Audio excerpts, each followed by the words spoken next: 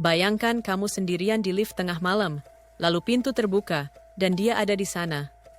Halo, namaku Nana.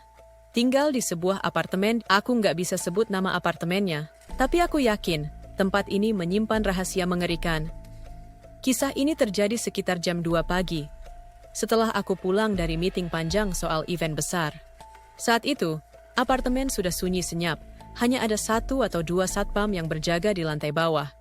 Rasanya seperti aku satu-satunya penghuni yang terjaga malam itu. Lift di apartemen ini selalu bikin aku nggak nyaman. Suara berdecitnya, aroma lembab di dalamnya. Entah kenapa terasa nggak biasa. Saat aku berdiri di depan lift, pintunya terbuka perlahan, kosong. Tapi tiba-tiba, pintu itu menutup lagi sendiri, padahal aku belum masuk. Aku heran, lalu melihat lampu indikator. Yang anehnya, lift itu malah bergerak ke basement.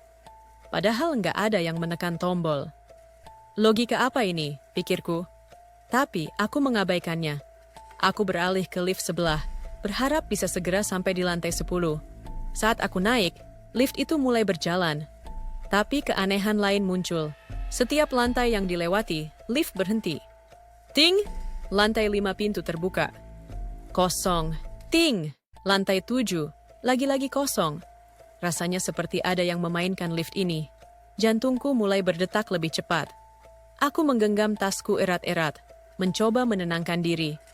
Tapi ketenangan itu hilang seketika saat lift berhenti di lantai 9. Pintu terbuka perlahan, dan di sana berdiri seorang wanita. Rambut panjangnya menutupi wajahnya. Dia berdiri menunduk, tidak bergerak sedikit pun. Aku mencoba berbicara, "Ini mau ke atas, Kak." Tapi dia hanya diam. Lalu, dia melambaikan tangan, tapi bukan ke arahku. Tangannya melambai ke belakang badanku, seolah menyapa sesuatu yang aku nggak bisa lihat. Dan dia tersenyum. Senyum lebar yang menyeramkan, meski wajahnya tetap tak terlihat jelas. Rasa takutku memuncak. Aku segera menekan tombol lantai 10 dengan panik. Pintu akhirnya tertutup dan lift terus berjalan. Tapi rasanya, ada yang berdiri di belakangku. Hawa dingin menjalar di sepanjang punggungku. Begitu pintu lift terbuka di lantai 10, aku hampir berlari keluar. Tapi perjalanan ke kamarku terasa tak berujung. Sepanjang lorong, aku merasa ada yang mengikuti dari belakang.